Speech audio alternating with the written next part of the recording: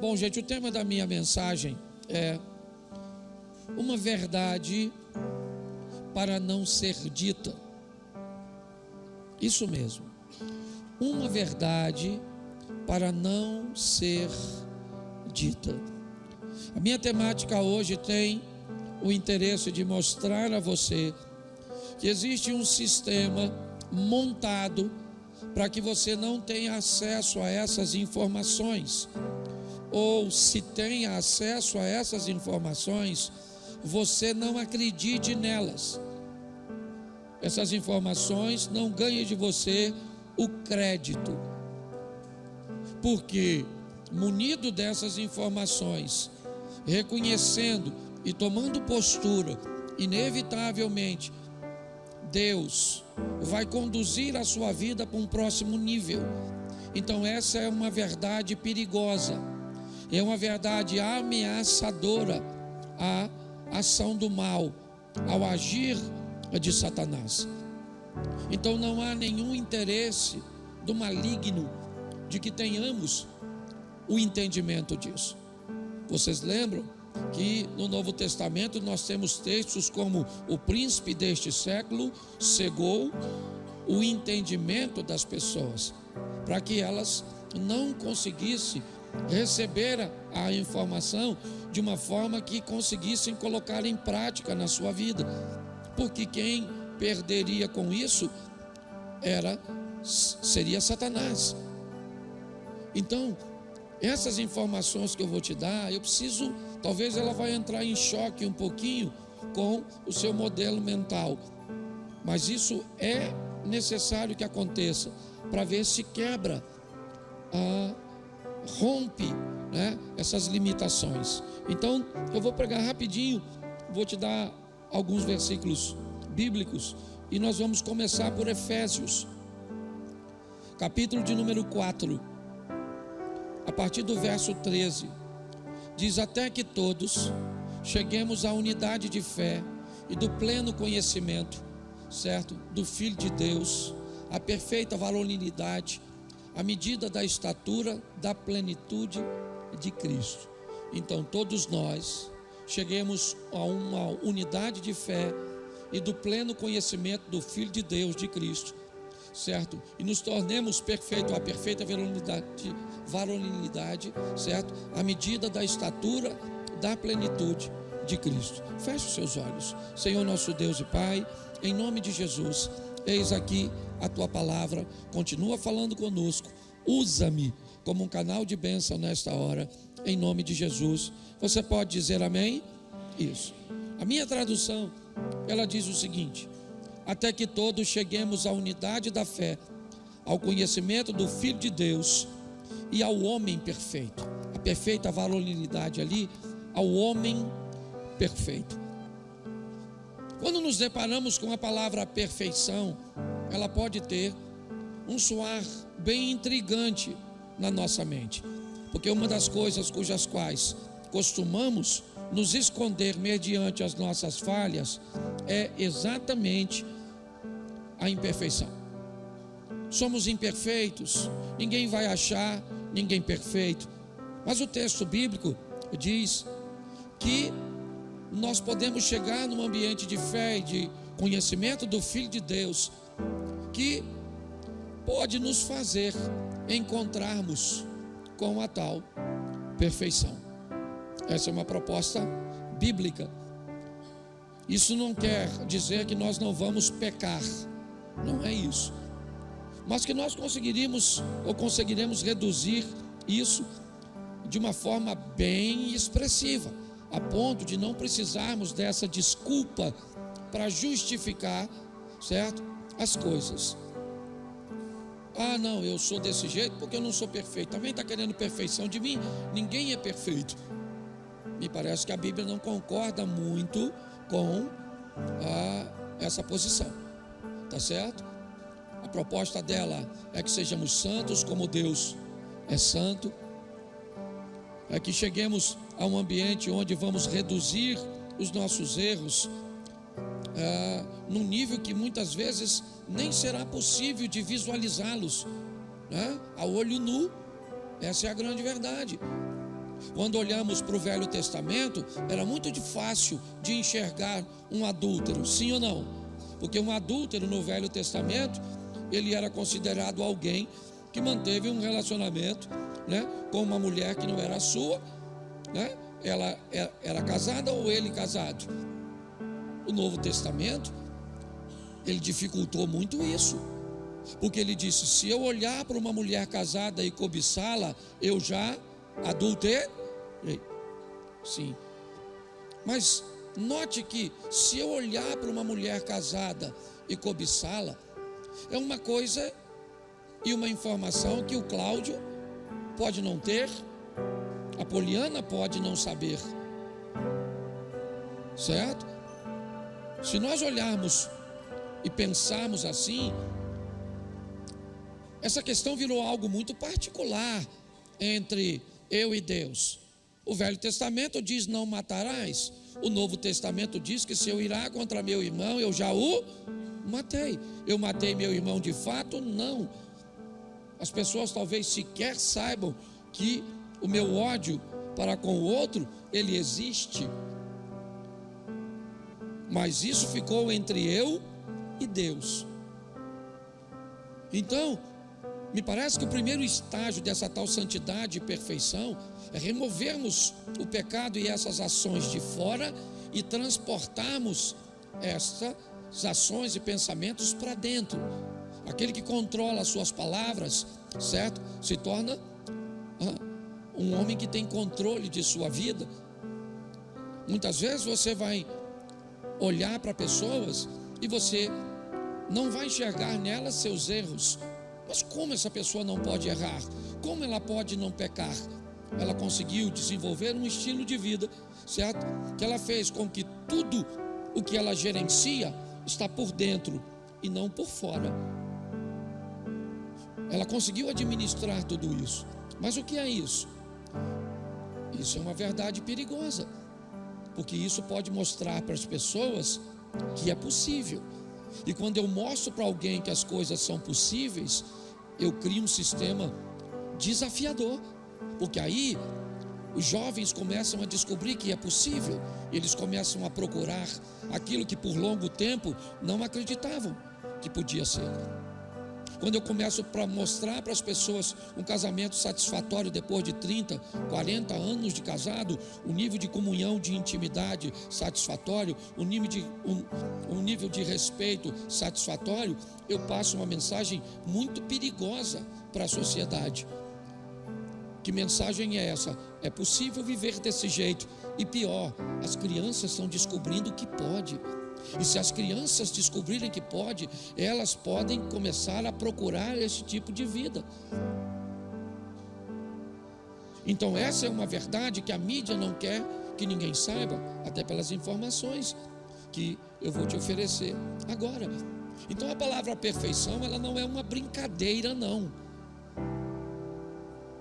A palavra perfeição aqui, ela não é uma linguagem figurada, não, ela é uma linguagem literal. Nós podemos nos aproximar da fé e da comunhão com o Filho de Deus de tal forma que alcancemos uma postura de varão perfeito. E ser alguém perfeito não nos dá por nós mesmos condições de entrar no reino de Deus. Por favor, certo? Sua teologia está atrapalhada. Você vai precisar do sangue de Cristo, seja você quem for. Mas essa é uma verdade extremamente perigosa. Por quê? Porque a Bíblia apresenta, certo, uma proposta de prosperidade, plenitude e felicidade. Porém, há uma campanha montada para combater isso. Pois quem encontra este lugar, certo, ele vai disseminar algo extremamente perigoso, porque é um lugar. Jesus disse algo muito precioso nesse texto, João 15, 4. Preste atenção. Permanecei em, e eu permanecerei em.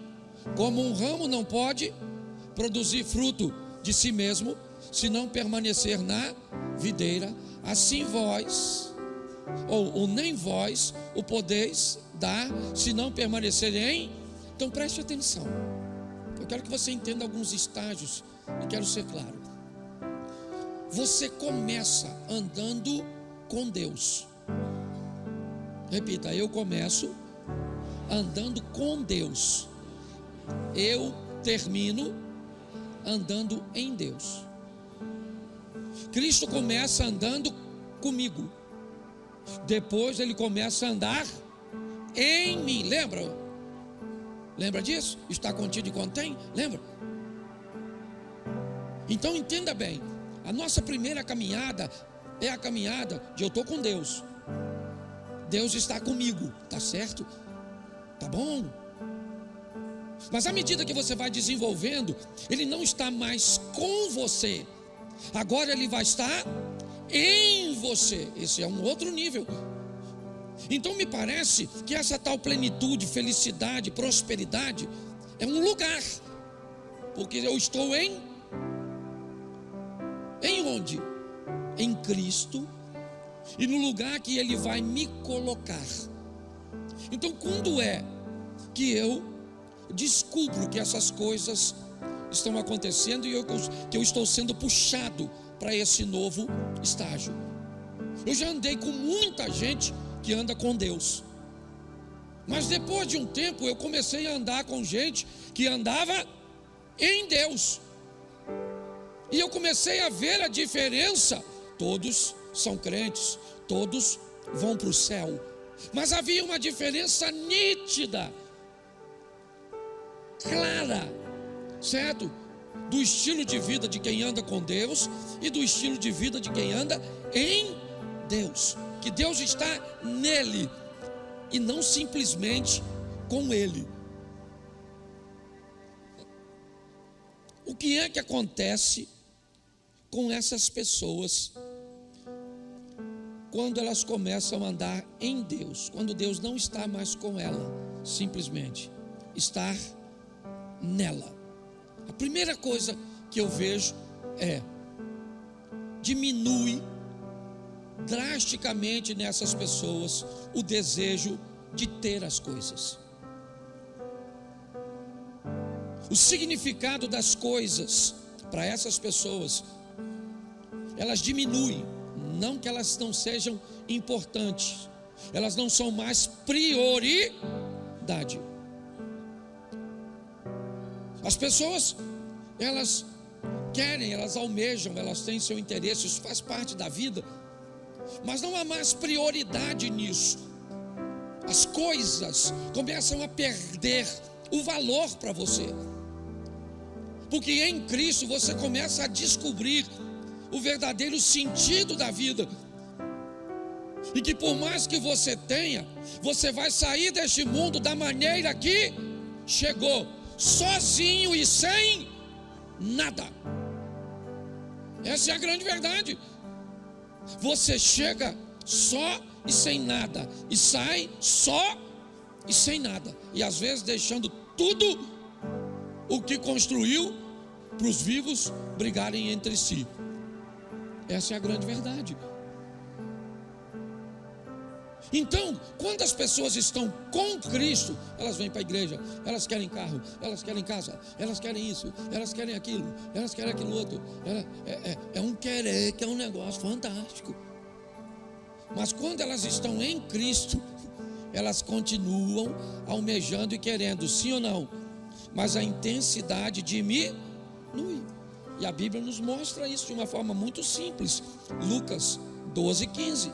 Dá uma lida nesse texto, certo? Olha como é que ele nos mostra, certo? Então lhes recomendou: tem de cuidado e guardai-vos de toda e qualquer avareza, porque a vida de um homem não consiste na abundância de bens que ele possui. Olhe bem, a Bíblia em momento nenhum faz apologia à pobreza e à miséria. Aliás, eu acho que a Bíblia não é um livro para pobre. Mas pastor, que história é essa? Está lá escrito: os pobres sempre terei convosco.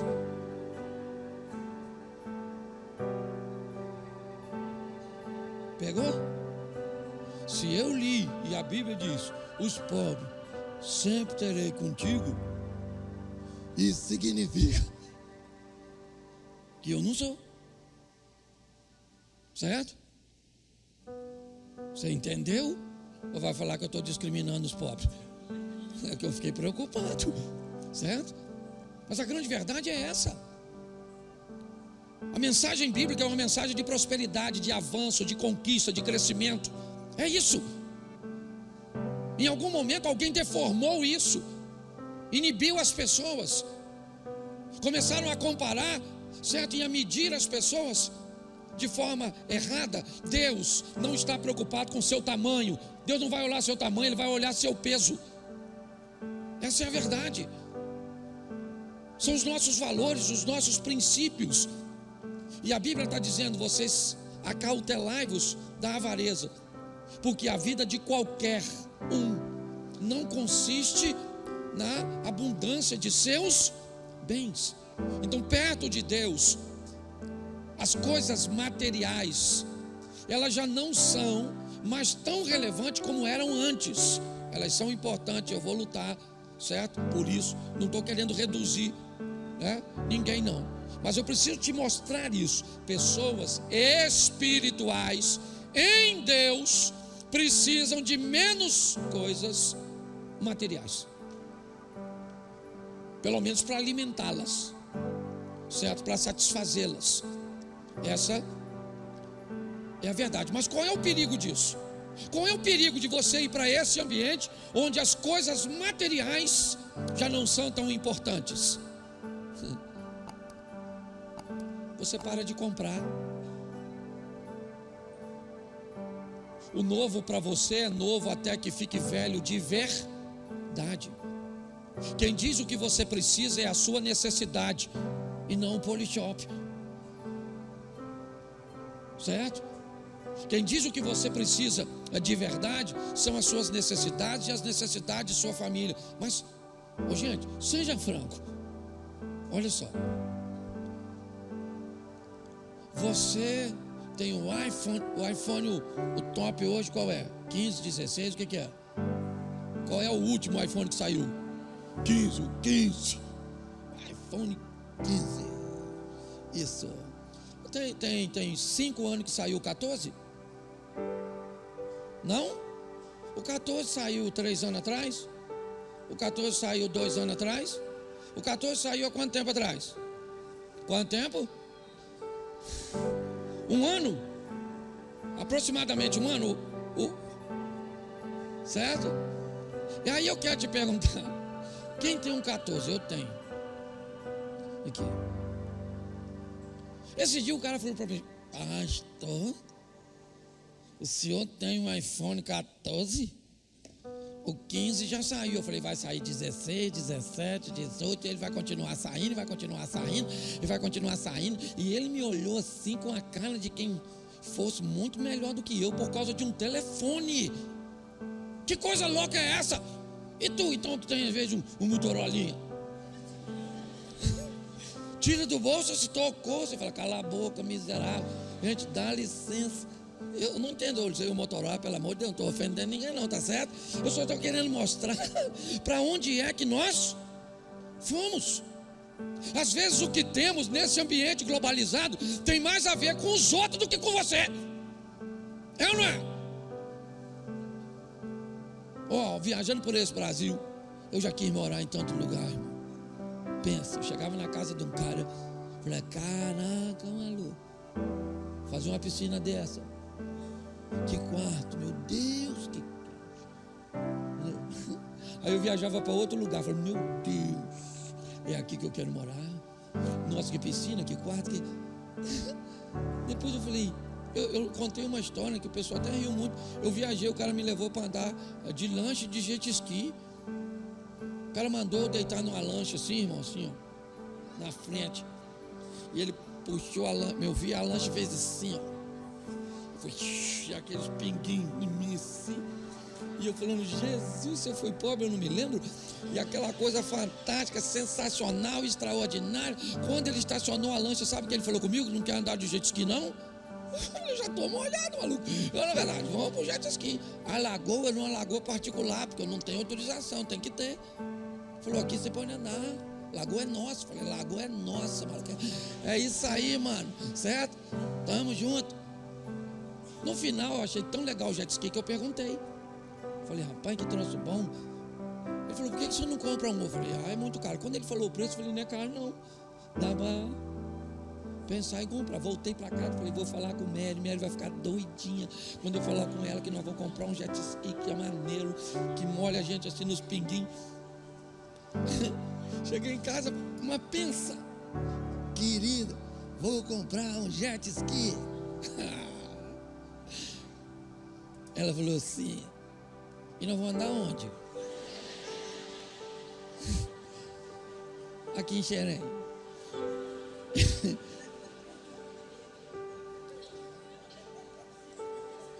Aí eu não precisei nem do jet ski para levar um banho não. Ela mesma deu, entendeu, velho? E aí você começa a descobrir que tem muita coisa que não tem nada a ver conosco. Na nossa casa, no nosso... Está assim de coisas. Por quê? Porque a proposta do sistema é: não seja feliz com aquilo que você tem. Porque se você for, o sistema quebrou.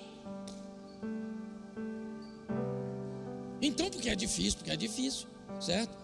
Então, a forma de estarmos plenos, de encontrarmos esse lugar de felicidade, de plenitude e de prosperidade, é trazer Cristo de fora para dentro. Ele vai parar de andar comigo e ele vai começar a andar fala assim, andar em mim. Isso, pronto. Aí eu sou feliz. Diminuo as compras, certo? O que os outros têm ou não têm já não irrita mais nós. Irrita você? Irrita não, né? Esse dia falou que um cara aqui no Mantiqueira passou numa McLaren. Alguém viu isso? Uma McLaren branca, ronco.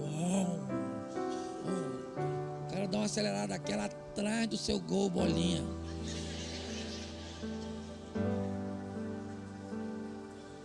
Não parece que tu precisa daquela McLaren? Não parece? Não parece que ele é melhor que tu naquela McLaren? Não estou desfazendo a McLaren não, rapaz. Certo? Eu só estou dizendo que às vezes eu não tenho nem... Pensa, eu ir lá para o sítio da McLaren. Off-road. Entende? Agora nós só vamos nos satisfazer de verdade. Não interessa a quantidade de dinheiro que você tem. O dia que o Deus Todo-Poderoso morar dentro de você, dentro de nós. Posso ouvir um amém? Isso. Segunda coisa, certo? Que quando Deus vai para dentro, muda, certo? Você perde a postura do imediatismo. Tudo tem que ser na hora, certo? Ansiedade e estresse são companheiros de viagem. Tudo tem que ser, na hora. Eu não sei quem inventou essa porcaria de você mandar mensagem, agora você não vê que fica azul. Você quer pior? Já tem gente que tem isso aqui, mas não pode ver se está online. Aí você manda. Dá vontade de entrar aqui e falar, Senhor, me transporta igual Elias, para eu ir lá do outro lado esganar. Porque está o tempo inteiro com o troço na mão, a gente sabe que não larga. Sim ou não? Mas não responde. Mulher então é danada para fazer isso. E se nós não atende ela, cadê você? Você estava onde? Mão na cabeça, abre as pernas. Uma miserável.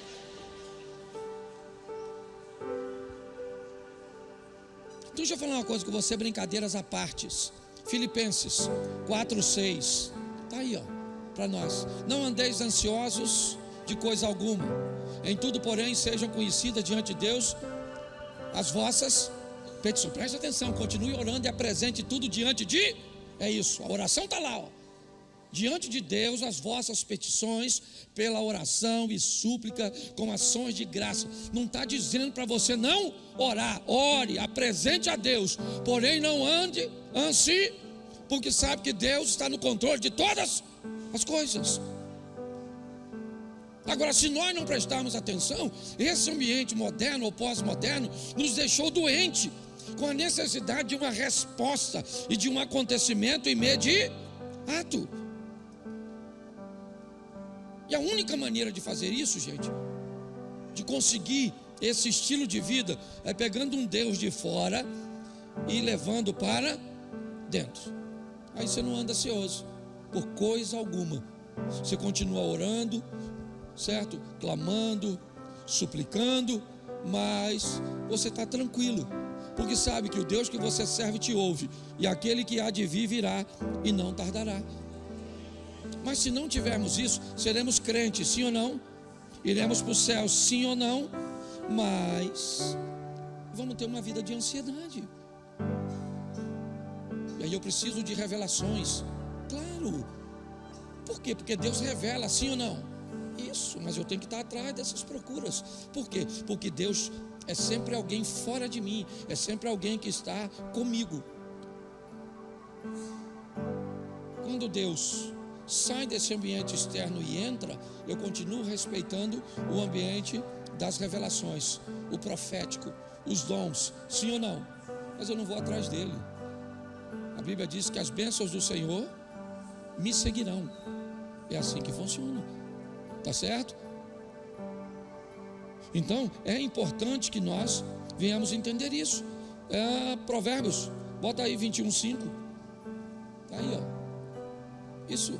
Os planos do diligente tendem à abundância, mas a pressa excessiva à pobreza. Está lá, o diligente, o cara que tem foco, o cara que vai, está certinho.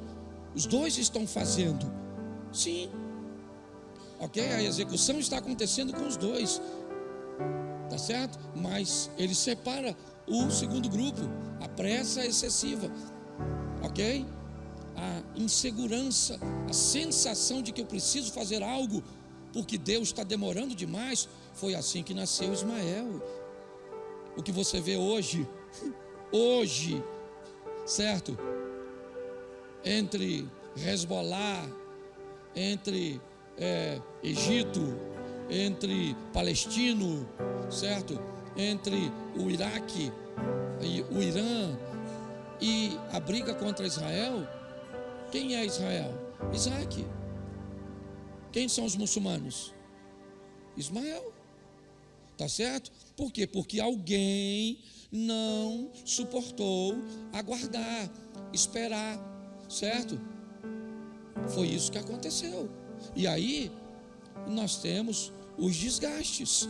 Então, o segundo, a primeira coisa, de quem Deus está nele, ele perde ou diminui, diminui o desejo de obter as coisas. Segundo, a postura de imediatismo, ela desaparece. Terceiro, coloca aí Lucas 15, verso 17.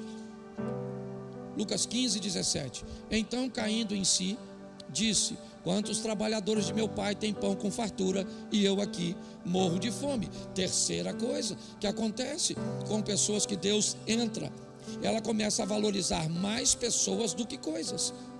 O jovem rico, antes de sair de casa, o que ele valoriza? Os bens. Pai, me dá parte dos meus bens. Tá certo? Ele está numa fase da vida dele. Ele tem pai, sim ou não? Sim ou não? O pai está com ele, sim ou não? Isso. Mas agora que ele está lá fora e perdeu tudo, agora nesse ambiente de perda, o que ele fez? Ele lembrou do pai. Eu vou voltar para o meu pai. Ele disse: pai, eu não quero mais seus bens, tá certo? Eu só quero ser chamado de seu filho. O que ele aprendeu nessa viagem? Ele aprendeu, certo, que as pessoas, elas são mais importantes do que as coisas. Ali ele não perde só dinheiro, não. Ali ele perde a altivez, certo? Ele ganha a humildade. Ele entende o que é generosidade, o que é respeito, o que é educação. A vida está ensinando você: pare de se vitimizar, aprenda o mais rápido possível, porque Deus quer nos levar para um outro tipo de relacionamento, onde nós temos coisas, sim, temos coisas, sim, aprendemos a ter um equilíbrio para alcançá-las, sim, não precisamos puxar o tapete, não precisamos acelerar o processo, não estamos aí para o imediatismo, e aprendemos a valorizar pessoas, e não simplesmente coisas. O quarto ponto, coloca para mim Neemias, capítulo 4, verso de número 13. Olha aí, Neemias 4, 13. Isso. Então pus o povo por famílias, nos lugares baixos e abertos por detrás do muro, com as suas espadas e as suas lanças e os seus arcos. Verso de número, deixa eu ver se eu peguei é isso aí. Inspecionei, pus-me e disse aos nobres, aos magistrados e ao resto do povo: não temais, lembrai-vos do Senhor, grande e temível, pelejai pelos vossos irmãos, vossos filhos, vossas filhas, vossa mulher e vossa casa. Preste atenção. Quando Deus ocupa você, Ele agora está em você, você descobre que a sua família é o seu maior patrimônio. Deixa eu falar uma coisa para você. Se eu fizer alguma coisa de errado aqui, de forma administrativa, se eu der uma palavra grosseira, se alguém disser aqui que eu me comportei de forma indecente, com uma das irmãs, criando um ambiente de assédio, você sabe o que vai acontecer com a maioria de vocês? Vocês vão descobrir que eu não sou sério, ou que eu tive um deslize, uma queda, e o que vocês vão fazer? Sejam francos, vocês vão embora. Ninguém quer a família, sua família, num ambiente desse. Só que sabe o que vai sobrar para mim? A minha família. O que fica no final de tudo isso? Hoje eu viajo o Brasil, tem fila de pessoas para tirar foto comigo, certo? Hoje pessoas me dão coisas, me oferecem coisas, abrem portas, e não tem a ver com grana não, não tem a ver com grana não. Aqui, é meu amigo, eu posso falar, não vou usar nome. Aqui tem camarada que hoje está mais rico do que era antes, e é muito rico, não é pouco, não é muito rico. Você está entendendo? Muito rico. Mas hoje não tem mais a visibilidade e não serve mais, certo? Por propósito de grande parte das pessoas, certo? As pessoas já não tratam como antes. A verdade é essa.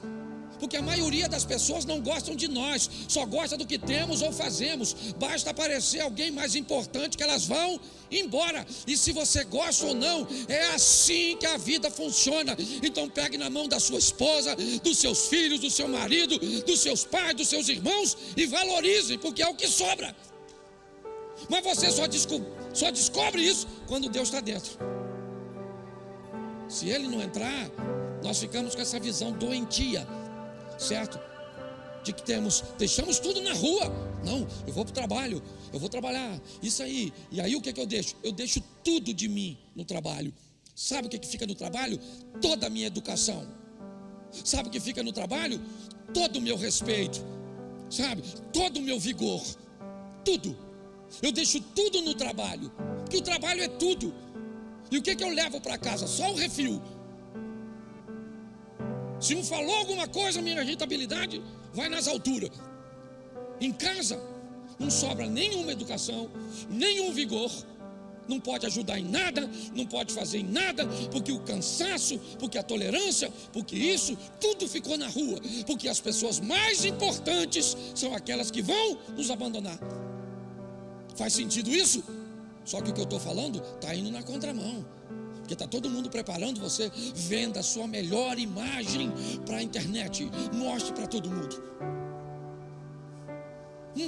Acredita nesses sites de relacionamento? Olha lá, o cara bota a foto de Brad Pitt. Você vai lá e encontra Pedro de Lara. Você consegue entender? Porque hoje as pessoas têm que mostrar. Essa é a verdade. Sua família é seu maior patrimônio. Hoje eu vou bagunçar esse negócio aqui de certa forma, tá bom? Tá aqui, ó. Não é, irmão? Só você sabe a dor. O que você daria nesse mundo para ter sua filha de volta? Tudo. Talvez até a sua própria vida, para trocar por ela. Mas a gente só descobre nesses momentos. Então, antes que chegue o seu, você está entendendo? Porque não vai para a beirada da sua vovozinha, de sua mamãe chorar. Ela não escuta mais não. Então vai lá enquanto está vivo. Mamãe, vem cá, mamãe, como é que está a senhora? Dá um abraço aqui. Nossa, está pesando mosca, vai lutar. Certo? Vai lá dar um beijo. Aí, esse aqui vai lá, ó. Todo dia beijar a mãe, não é verdade? E o pai? Às vezes nem lembra mais dele, já está com a cabeça meio confusa. Troca o nome dos irmãos. É ou não é? Porque é assim. Eu chegava na casa do meu pai, ele chamava Adelso, Adalberto, Gilberto. E eu estava já tá indo. Cláudio, eu falei, sou eu, agora sou eu. Parecia chamada na escola. Entendeu? Mas quando morre, você não tem dor não, só a dor da partida. Mas foi tão legal tudo que viveu. Essa é a grande verdade. Então sua família é o seu maior. Fala assim, minha família é o meu maior patrimônio. Então está lá o texto que botaram ali, está ali. O Neemias não era otário, sabe o que ele fez? Pegou os caras e botou lá para proteger sua própria.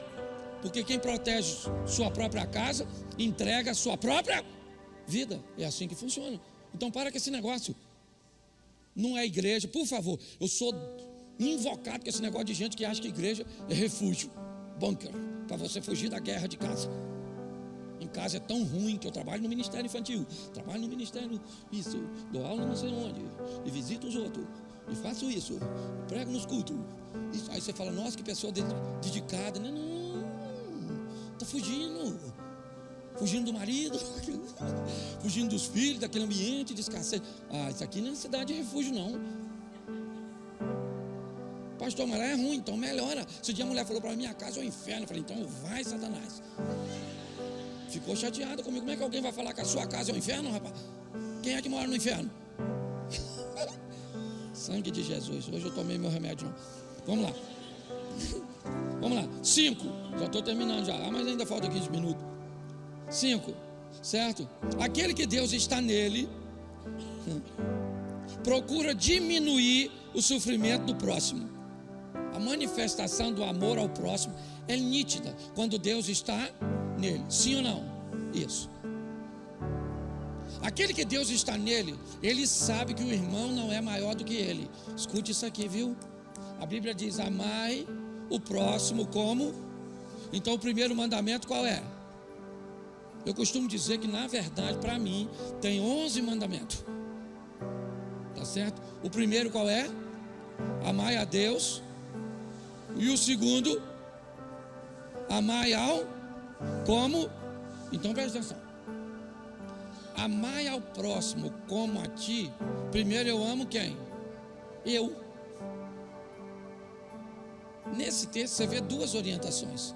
Ame o próximo como você ama você. Então você ama primeiro a. Vamos na ordem direitinho. Você ama primeiro a, depois e depois isso. Então quem anda com Deus, ele, né? O Cid me fez uma solicitação, falou, pastor, dá um aviso para a igreja, porque está chegando agora o início do mês, nós distribuímos alimento para as pessoas. Então avisa para quem tem, para que no próximo domingo tragam, certo, 1 quilo de alimento, ok? Para que nós possamos distribuir. O que é isso? Isso é preocupação com o próximo, sim ou não? Isso, e o pastor que esqueceu de fazer o anúncio na hora certa. Então usei. Tá certo? Fiz as duas coisas num ambiente só. Tá aí a turma que caminha comigo, tamo junto nesse negócio. Você consegue entender? Então, aquele que Deus está nele, vamos lá, coloca Neemias. Isso, 2:2. Neemias 2:2. Isso, olha lá. O rei disse o quê?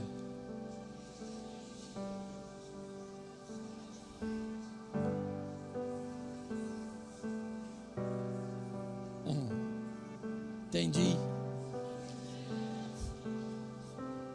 rei me disse: por que está triste o teu rosto, se não estás doente?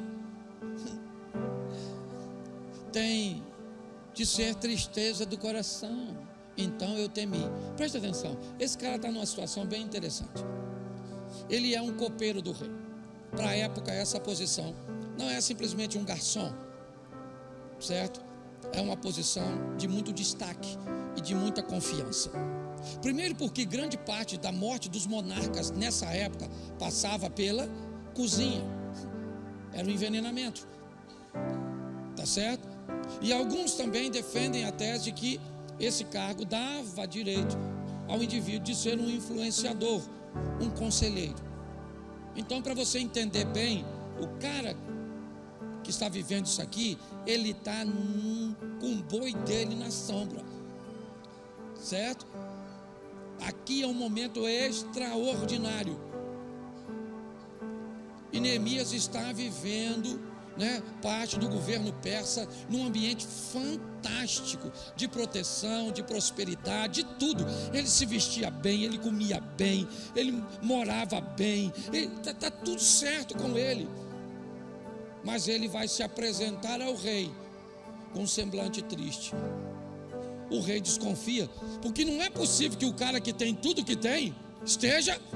Então o que é que o rei pensou? Tem alguma coisa nessa comida, tem angu ou tem caroço embaixo desse angu. Quando ele apresenta triste, o rei me perguntou: por que você está triste se você não está doente? Eu estou vendo que isso é uma preocupação, é uma tristeza do seu coração. E aí ele vai dizer: eu estou assim porque o meu povo está assolado, eu estou assim porque a minha cidade está em escombros. Neemias está vivendo um momento bom. Nossa.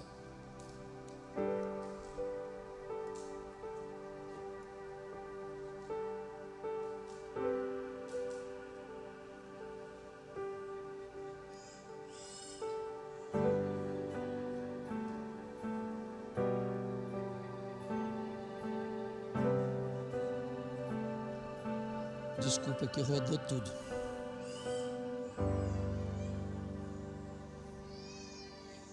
Não.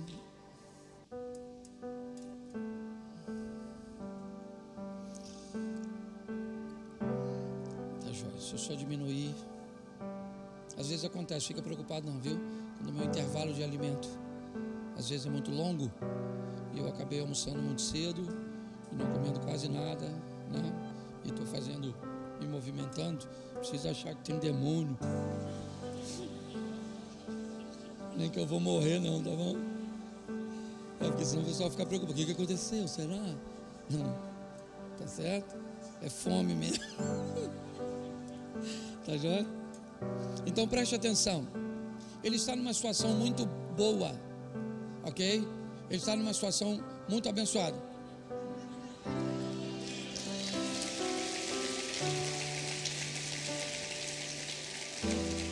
Muito obrigado, querida. Deus abençoe.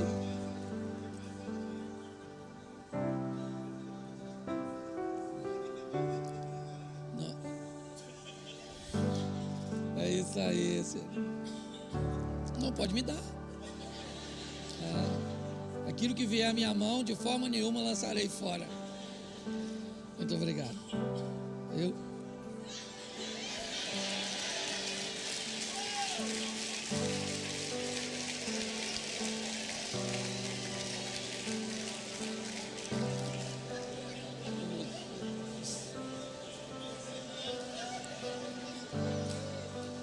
Tinha que ser a igreja do pastor Cláudio, não tinha? Obrigado, gente. Vamos aqui para a gente terminar. Preste atenção. A situação daquele que Deus está nele, por melhor que esteja, há sempre nele a preocupação se alguém não tem falta daquilo que ele tem em abundância. Essa é a grande verdade. Nós começamos a descobrir que o bem-estar do outro nos faz tão bem que nós vamos procurar com todas as nossas forças diminuir, amenizar o sofrimento do nosso próximo, do nosso irmão. É isso que Neemias está, ele está muito bem, mas seus irmãos não estão bem. Então ele vai até o rei e disse: eu preciso fazer alguma coisa, eu estou bem, mas tem gente que não está. E pasme vocês, a maioria das pessoas que me procuram, não me procuram para pedir bens materiais, elas me procuram para serem ouvidas, para receberem uma oração, coisa que qualquer um de nós poderíamos oferecer, mas às vezes achamos que não somos capazes. Sexto, Provérbios 14:4. Provérbios 14:4. Não havendo bois, o celeiro, o curral fica limpo, mas pela força do boi há abundância de colheitas. Presta atenção, quando Deus está em você, você acredita na força, né, do trabalho e no poder do trabalho. Você sabe, uma das coisas que Deus vai mostrar a você é o quanto o trabalho é importante, é o quanto o trabalho é poderoso. Não há nenhum sentido em um crente, em aquele que Deus está nele, que ele seja preguiçoso, que ele não goste de trabalhar. Se essa pessoa é preguiçosa, não gosta de trabalhar, não acredita na força e no poder do trabalho, Deus está com ela, mas não nela. Ele está com ela para levá-la para o céu, mas não está nela para fazê-la prosperar. Sabe o que Deus... Olha bem, dá uma olhada no que está escrito. Ah, não tem boi? Então não precisa limpar o curral. Só que ele está dizendo, se não tem boi, não tem sujeira. Mas se não tem boi, não tem a força para que você receba a colheita. Pare de querer fazer um omelete sem quebrar os ovos. Não tem como. Quando Deus está em você, você sabe o poder do trabalho, né? A força que o trabalho tem. É um texto que nos faz refletir, ó. Ah, não quer trabalhar não? Está reclamando da sujeira? Então tá bom, o celeiro vai ficar limpo. Você não precisa, certo? Mas também, o que você faria com o boi, certo? Numa colheita, num arado, tenta fazer por você mesmo com a enxadinha e você vai ver. Então pare e pense nisso. E o sétimo, para terminar, repita comigo: a fé se torna um fundamento de suas ações. Quando Deus está em você, tudo que você faz é pela fé. Todas as suas ações, certo? Nós descobrimos, certo, que obras sem fé são apenas resultados para este mundo. Tem gente que faz muita coisa sem fé, sim ou não? Por causa da força do trabalho. Sim ou não? Sim. A fé sem obras é uma grande farsa, já diz Tiago, certo? Como eu tenho fé e não tenho obras? Mas a fé e obras, ou as obras com fé, elas nos trazem resultado nessa terra e no céu. Então, só para eu terminar e recapitular, pegue Deus de fora, coloque dentro. Como é que eu sei que Ele está dentro? As coisas materiais diminuem, certo? Seus valores. A postura do imediatismo vai e eu me sinto mais seguro.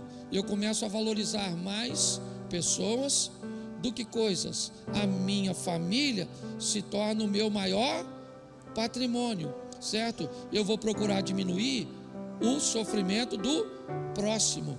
Eu acredito na força do trabalho, certo? E no poder do trabalho.